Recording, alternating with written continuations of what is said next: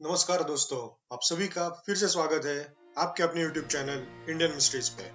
तो दोस्तों, आज हम राम सेतु के बारे में 4 अमेजिंग चीजें जानने वाले हैं। तो चलिए शुरू करते हैं बिना वक्त बर्बाद किए।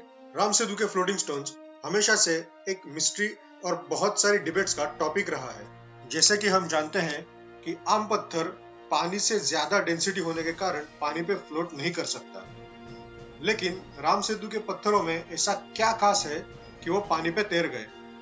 हाँ, हम सभी को ये मालूम है कि उनपे प्रभु श्री राम का नाम लिखने के बाद वो पानी पे तैर गए। इस वीडियो में हम इस सिनेरियो को थोड़ा साइंटिफिक नजरिए से देखते हैं। रिसर्चर्स को ये पाया गया है कि प्यूमिस टाइप का स्टोन पानी पे फ्लोट करता है। तो प्यूमिस स्टोन्स एक्चुअल में लावा का फोम होता है। जब वोल्केनिक इरप्शन होता है तब लावा का टेम्परेचर बहुत ज्यादा होता है। बहुत ज्यादा मतलब 1600 डिग्री सेल्सियस से भी ज्यादा होता है। लेकिन जब ये बाहर आके एटमॉस्फेयर से इंटरैक्ट करता है तब उसे कोल्ड शॉक इफेक्ट होता है, क्योंकि हवा का टेम्परेचर 25 से 35 डिग्री सेल्सियस होता है। और अगर ये अंडर वाटर वोल्केनिक इरप्शन है तो सी वाटर का टेम्परेचर एटमॉस्फेरिक टेम्परेचर से भी कम होता है। इस कोल्ड शॉक की वजह से लावा बहुत जल्दी अपने सॉलिड फॉर्म में आ जाता है और इसी दौरान उसमें एयर बबल्स तैयार होते हैं। इन एयर बबल्स की वजह से प्यूमिस स्टोन की डेंसिटी कम होती है और वो पानी पे तैर जाता है। अब ये हो गया एक साइंटिफिक अप्रोच, लेकिन उसमें भी कुछ पॉइंट्स ऐड करना बेहद जरूरी है।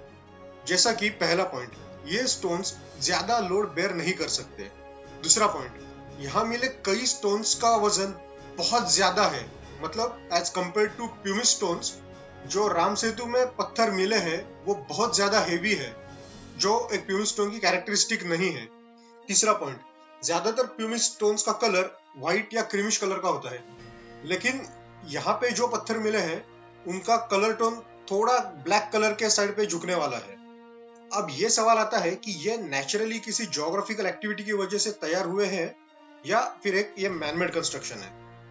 तो चलिए दोस्तों, बढ़ते हैं हमारे अगले पॉइंट की तरफ।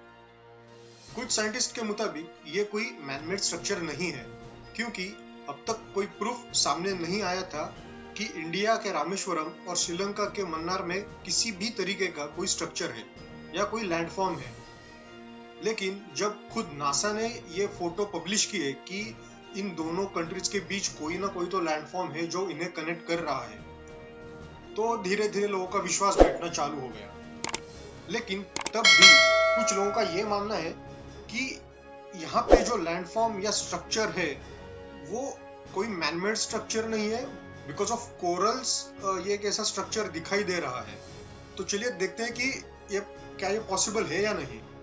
तो कोरल्स बेसिकली कैल्शियम कार्बोनेट होते हैं, जिसका केमिकल कंपोजिशन बहुत ज्यादा डेंस होता है और उसी की वजह से वो पानी पर तैर नहीं पाता। जियोलॉजिस्ट के मुताबिक कोरल्स को बनने में कई साल लग जाते हैं। समुद्र के बेड पे उनके एक के ऊपर एक लेयर्स तैयार होकर कोरल्स तैयार होते हैं।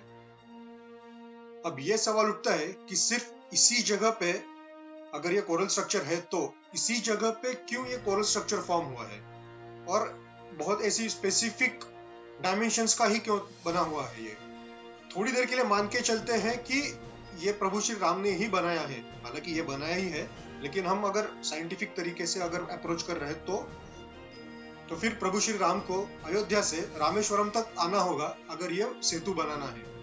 तो वाल्मीकि रामायण के अनुसार उस रूट पे टोटल मोर देन 195 ऐसे लोकेशंस हैं कि जो अभी स्पॉट किए गए हैं, उनको वेरीफाई किया गया है कि वाल्मीकि रामायण में जो नाम लिखे थे उन लोकेशंस के वो एक्चुअल में वही है। उनका जो डिस्क्रिप्शन दिया था, जो एनवायरमेंटल सराउंडिंग्स दिए थे वो वही है। ये एक्चुअल में बहुत सारे एक्सपीडिशंस में वेरीफाई किया गया है।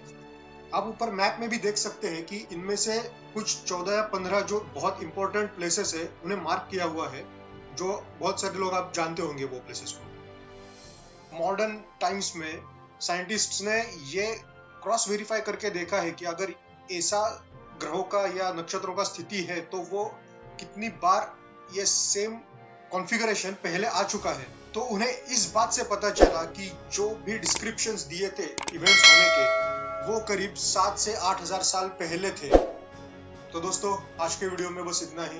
आपको वीडियो कैसे लगा ये ज़रूर कमेंट में मुझे बता दीजिएगा।